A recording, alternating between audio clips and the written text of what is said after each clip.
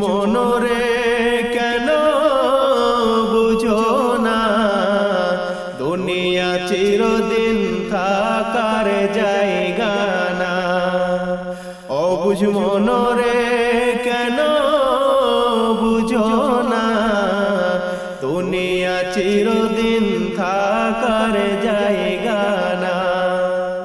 হবে একদিন সমাধি ফুরাইবে গোনাদি, হবে একদিন সমাধি ফুরাইবে গোনাদি।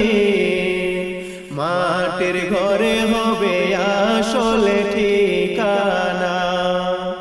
অবুঝ মনরে কেন